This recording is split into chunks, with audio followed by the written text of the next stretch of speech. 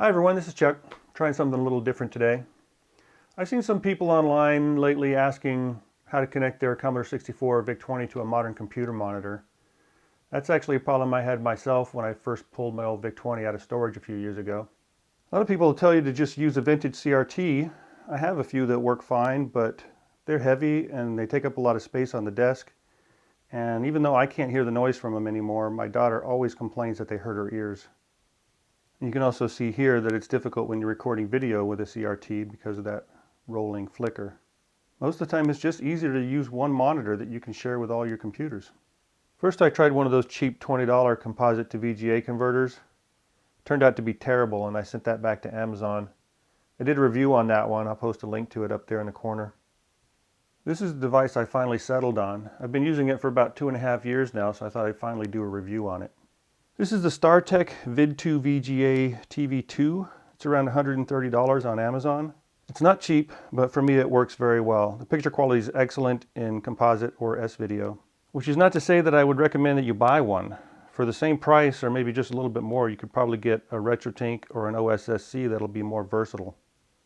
But for what it is, if you're looking for a standalone Composite to VGA converter, this is the one to buy.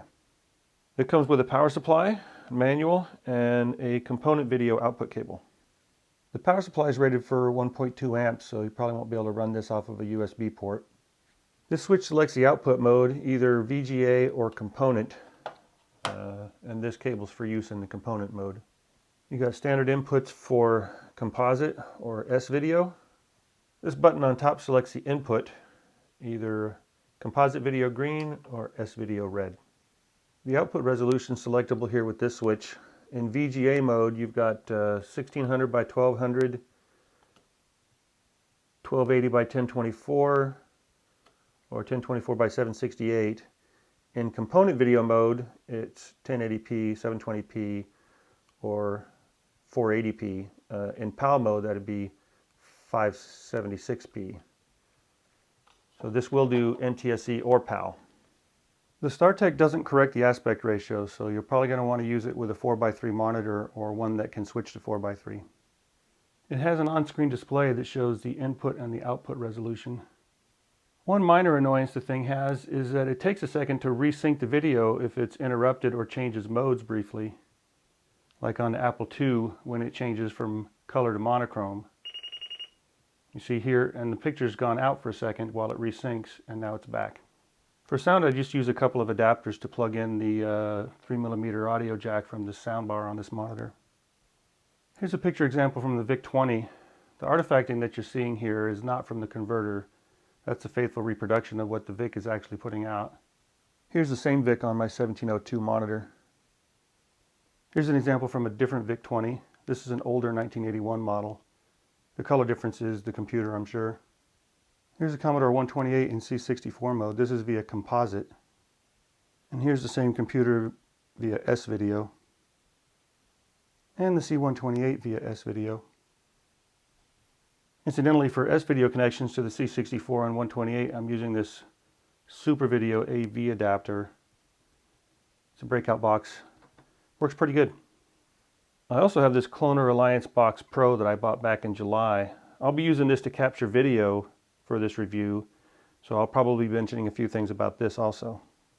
The Cloner Alliance Box Pro is mainly a video capture recording device, but it can also act as an HDMI converter. It'll take VGA, Composite, and component video, but not S-Video. The Cloner Alliance Box Pro also comes with a remote control, and it does do aspect ratio correction for you. There's also a mic input here that I can hopefully use to record voiceover while I'm doing live capture.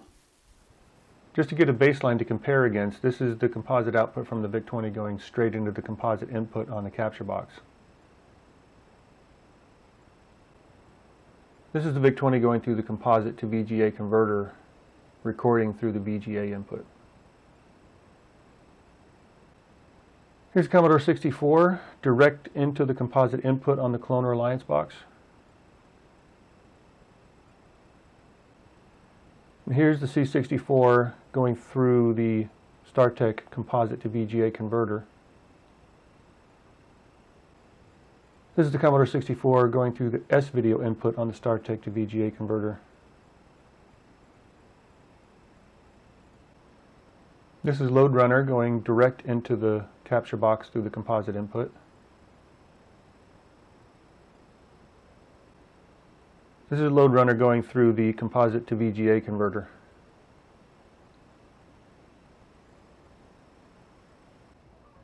Here's the Petsky Robots intro screen. This is from the Commodore 64 via composite video direct to the composite input on the capture box. Here's the same screen via composite but going through the composite to VGA converter. And here it is via S-Video through the S-Video input to the VGA converter. In component video mode, I assume it's outputting 15 kilohertz, but I don't know if it's NTSC or PAL. This is the Commodore 64 going in via S-Video and coming out via component, recording on the cloner box via the component input. And back to VGA. This is the C64 S-Video to the StarTech with the VGA output. And again, with the output set to component, you get a little less overscan, but the picture looks pretty much the same. The combination of these two also came in handy recently when I was converting old home videos.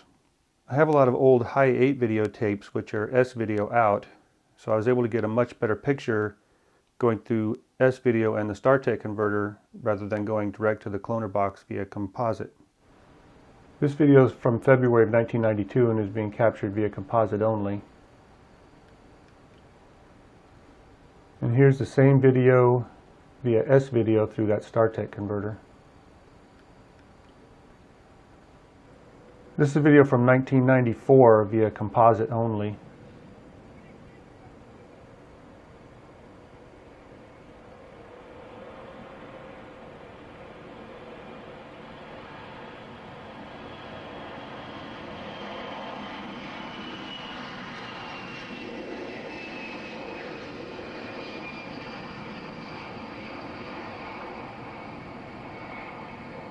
And this is the same video via S-Video through the S-Video to VGA converter.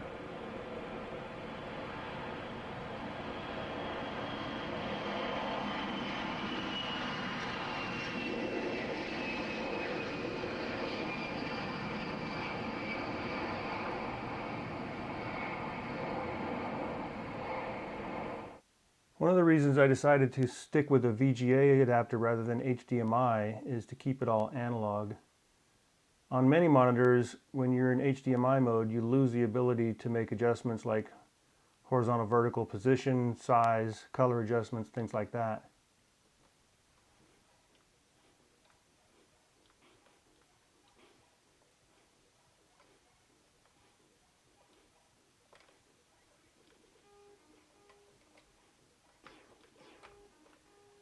That's it for now. Thanks for watching.